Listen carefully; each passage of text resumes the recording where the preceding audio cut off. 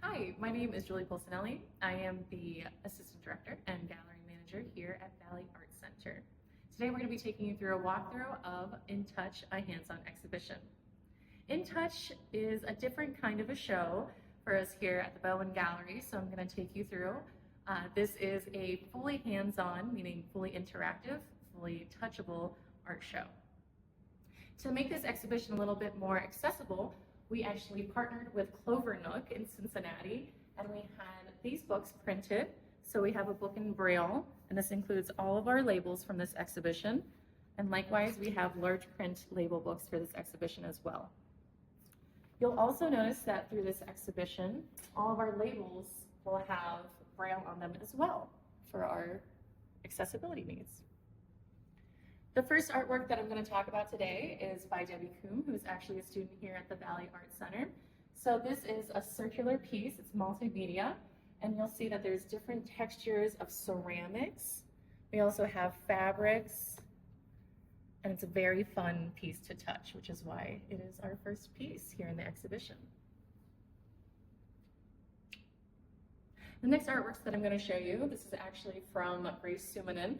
So this is a piece that is called Lace. So you'll see that you have these different fabrics and you have this eponymous lace here that comes down. And this work was actually not created to be touched, but Grace was very gracious enough to let us use this piece in a touchable art show. So it's fabric that is then painted on with latex paint to make it more stiff, but still very interesting to touch. The next artwork we have here is Tripartite Ornament, and this is from William Peck. So you'll see that this is a segmented drum sculpture, and each of the three pieces can be rotated to create an infinite number of configurations. And this is made and illustrated with colored pencil.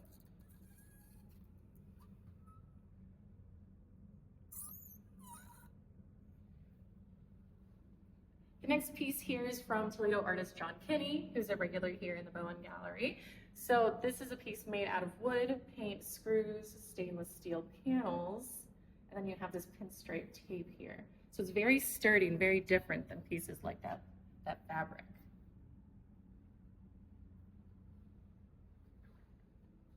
The next piece here, this is untitled, so this is 30 inches tall. This is from a student artist named Andrew Magix, and this is very interesting. You're able to feel different textures of paint, and this canvas is covered with these fun glass pieces too. So you have soft, you have shiny, you have matte, you have almost like this degradation here. Just really exciting. And then the second half of this wall really just repeats the first half. So we have another John Kinney piece here, very sturdy, very metal screws and tough wood, very interesting. And then it's balanced here by this piece by William Peck again. This is table totem number 4. Again, you can play with these and make your own kind of a composition.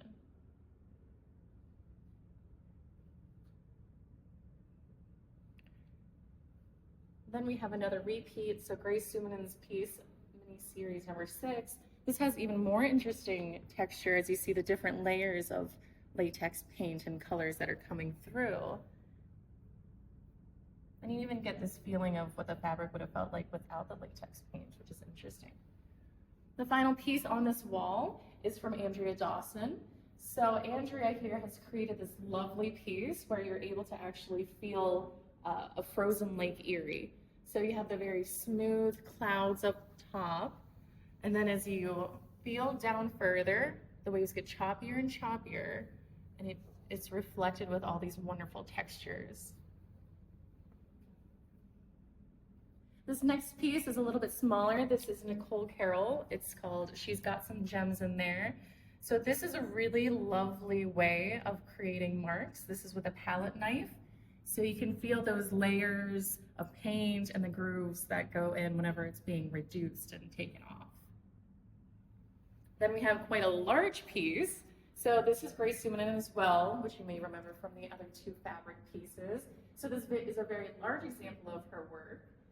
And you have pieces of fabric here that would have been the original fabric that's painted over with all of these stripes, which is what the title of the piece is, Stripes.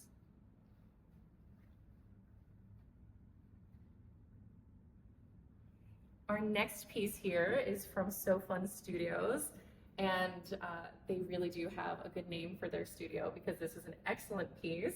So you can see the mechanics behind it are exposed, so you can see what happens is a surprise. So we have this woman who pops up out of nowhere, and just like that, she comes back down again. So it's a very, very fun piece. The next is Violet Mainberg. So this piece is excellent in so many different ways. So you have, of course, the gratification of playing with the old-timey telephone, which isn't so old-timey. I myself learned how to use one of these when I was growing up. But we also have this amazing silicone replication of the artist's hands. And that includes her tattoos, her nail polish. You can see the veins in her hands. So people want to come up and play with the phone and then quickly see that they really want to be playing with this hand. And then finally, we have another echo. We have Nicole Carroll's piece, which is called Spume. And so right in time for Halloween, I feel like these look like little ghosts that are then edged out with a palette knife. But it's very exciting to see the different colors playing together. So this piece is from artist Ralph Bacon. This is Pico's Bill. And as you see, he's on a wooden cutout here of Texas. We have a tornado behind him. We have this rattlesnake. And we actually have, you see it says PB here. So this is his brand. And whenever you put your finger through and rotate, you see Pico's Bill really start to take off. So something completely different from that. We also have, right behind me, this piece is from James Negrone. So this actually won the John Bramlett Award when John Bramlett, the painter, was in town. And this is created out of a couple dozen of these little houses that individually are all very different. We have, covered in wax, we have covered in sequins and glitter, wood, moss, all sorts of very fun textures. And you can even hear some of them. So they're amazing by themselves, but then whenever they become this floating neighborhood, it becomes something completely different. So viewers are actually able to walk inside of this neighborhood to explore a little bit more.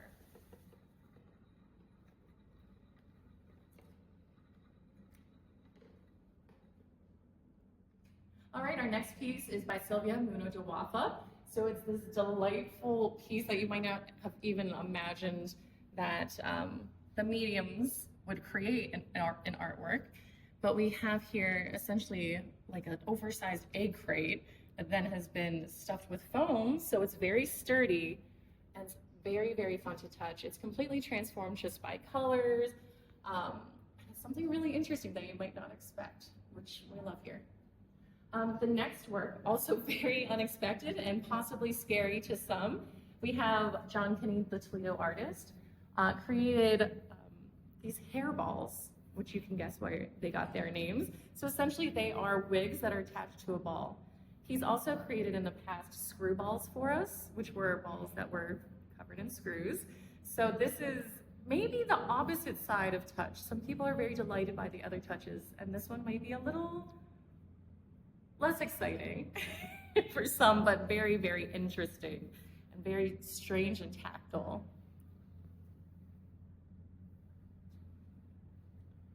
The next artworks we have is another student from the Valley Art Center who's creating these multimedia pieces, which are lovely and contained in these nice shadow boxes. So we have all sorts of fabrics, we have, prints, we have even the pins themselves that are keeping it together, a nice texture whenever it's all put together. After this, we have a bit of a larger scale piece. So this is from Edward Raffle. This is called The Machine Has No Purpose, and I will show you why it got that title. So you actually sit down in a sculpture, which is a bit strange to have, but by manipulating these pieces, you get all sorts of different noises. And you can turn it on and off here.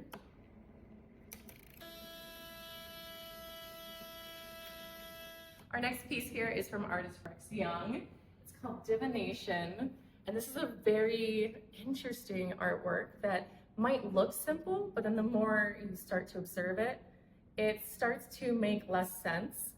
So usually gravity would dictate that it would stay in the middle, but the way that this is constructed, this pendulum will actually go to blue, red, or yellow. So you can even ask it a question with yes, no, or maybe. And if you let it go, you'll get your answer. Eventually.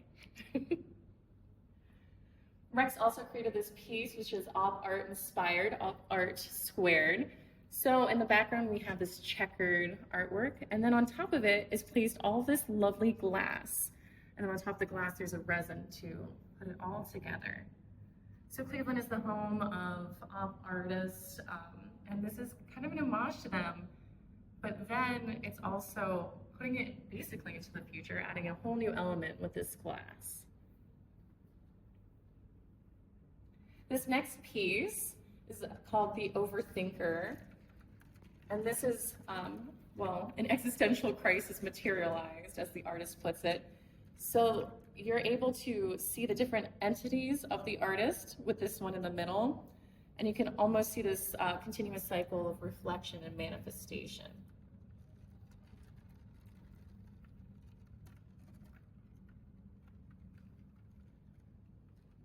Our next work is called Ghosicle by artist Will Wilson. Now this piece is a soft sculpture, so it's lovely just to touch as normal, but it's also on this contraption of springs. So you'll find out that these googly eyes actually work, as you can push this ghosicle around a little bit more than you might think. Our next piece here is by our own program manager here at the Valley Arts Center. This is by Jenny Younger. And so this is the cozy cardigan, which was actually created during COVID. So Jenny has a background in fabrics and was able to put that background to work to create this cardigan and hood, which people are allowed to put on and encouraged to do so. So we've had lots of students, sponsors, visitors put on this cardigan to experience the exhibition. We also have the Kerouac wand here. So this is imagined to basically be a storytelling wand. And so you can read different poems if you have some time here at the Valley Arts Center. And it has some sort of, it looks like a magical totem almost. The next work is Soft Light Bright, and this is by Alex Hurd. And this is supposed to resemble these pegs from a Light Bright toy.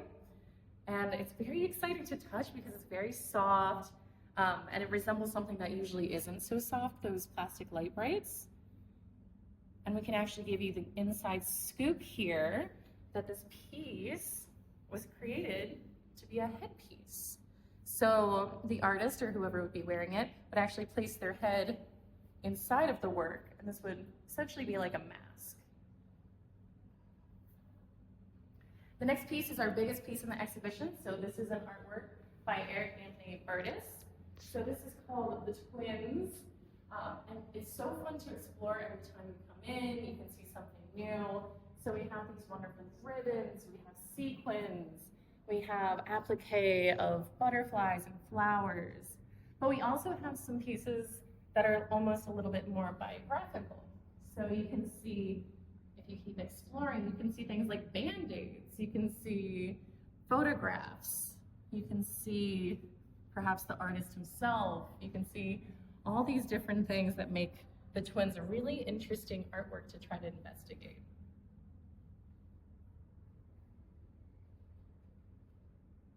Next up, we have another piece by Alex Hurd. This is Dog Ate My Heartache.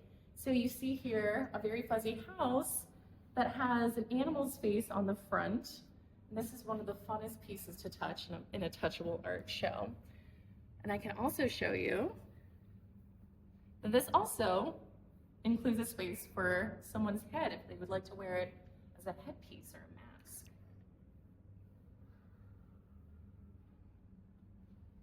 Our next artwork is Christina Schneider's Cactus Garden Assorted.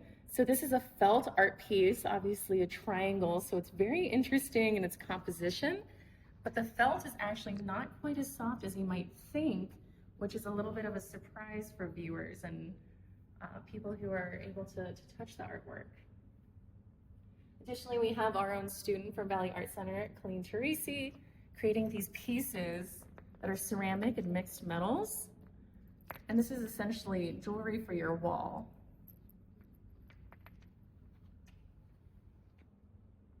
Then we also have quite a selection of ceramic artworks, which you might not expect in a touchable art show.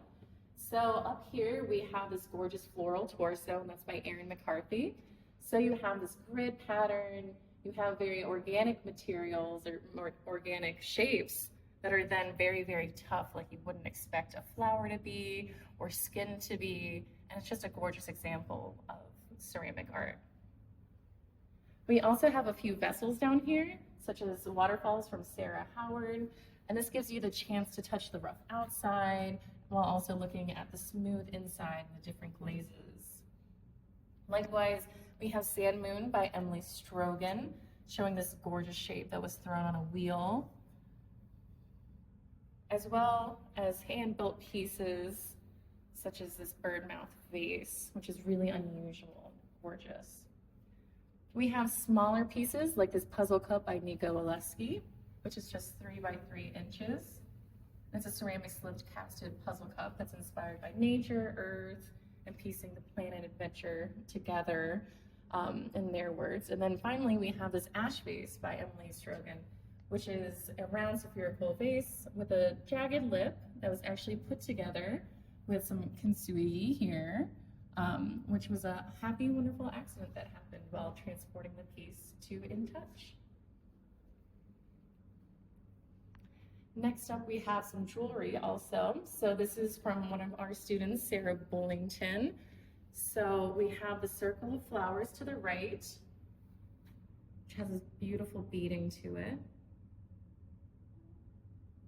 And then we additionally have the unicorn, named for that coin there on the left.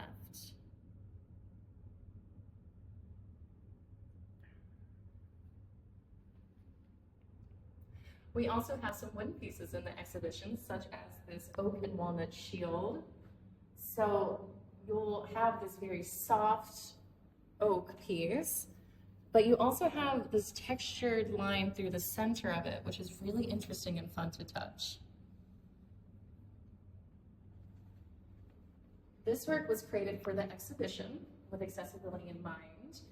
So this is a piece by the artist Barbara Martin, and this is called Touching Story Number 1. So these are actually created out of these books that are made with Braille, which is what makes it literally a touching story. She was able to combine these all together, but the secret is, if you do read Braille, the story doesn't make too much sense because they're multiple books put together, but together they make a really gorgeous artwork. Another wooden piece we have here is this Flower Verse by Doug Doherty.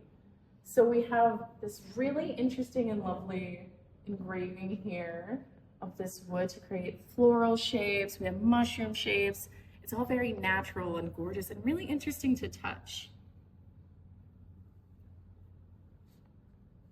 We also, next to it, have this wooden piano. So this is Marlon Nagy, and this piece is actually called The Sound of a Seizure. So these different textures up top, these round, bulbs on the side are essentially what she says is the experience of having a seizure. So the sound of the seizure includes these different textures before people actually use this as a functional piano. We also have one of our Valley Arts Center instructors here, Susan Kraus. She teaches mixed media, and this piece is just a 12 by 12 inch mixed media piece, and it has lots of really fun pieces to investigate. So we have symbols here, we have mark making, we have even it says a tear off from a pizza box, old book pages.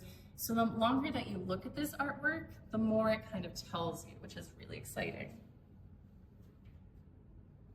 And then in this section, we also have what is called the executive toy, which is a rattle from Jane Weimer. So this piece is fully able to be picked up and used. In the spirit of accessibility, we also have a bench here for folks who want to take a sit or just want to relax for a little bit. And even on here, we have artworks.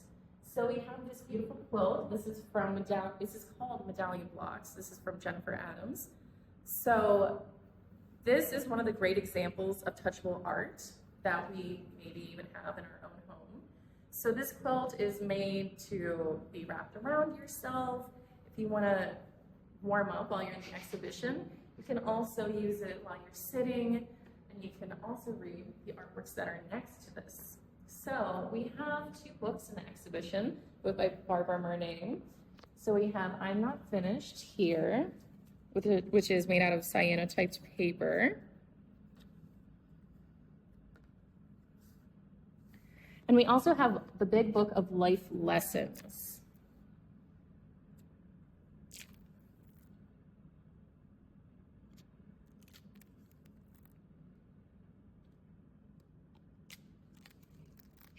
The next couple of pieces are actually from the same artist. So this is Jan Derringer, and this is a type of artwork called encaustic photograph. So you'll see the photograph here of this snowy scene, but on top of it, there are different materials such as beeswax that then give a texture so you can actually feel the snow on the ground and in the trees. Likewise, we have encaustic rainfall. So we have the photograph in the background. We can see this blurry red barn, but we also have this gorgeous rain that is on the window, and you're able to feel the raindrops, which is really exciting and interesting. Additionally, we have another work by Barbara Martin. This is Braille Rose. So instead of stopping to smell the flowers, this is asking you to stop and touch the flowers, which is really, really interesting. And then finally in this section, we have this artwork by the artist Judy Frew. This is called A Cloak of Comfort. And these are life lessons that are off the cuff or up my sleeve, in her words. So it's made out of quite an incredible amount of sleeves. So it's 111 salvage sleeves and 93 laminated messages.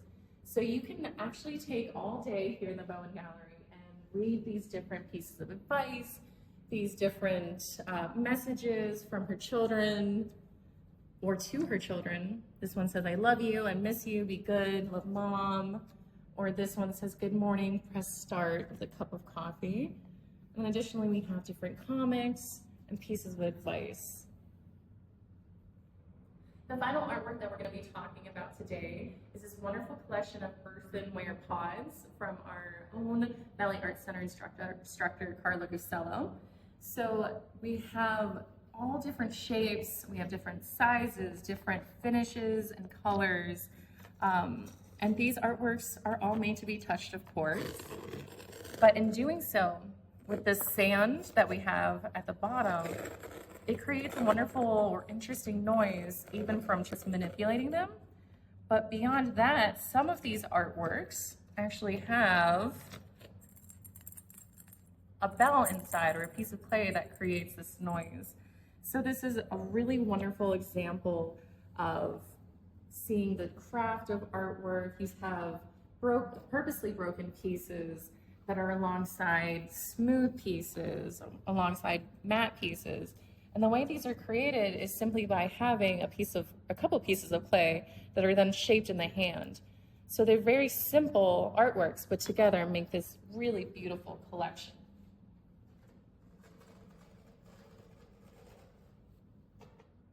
Thank you so much for virtually visiting us here at Valley Arts Center to see In Touch, a hands-on exhibition. We so appreciate you taking the time to check out our exhibition. Thank you so much.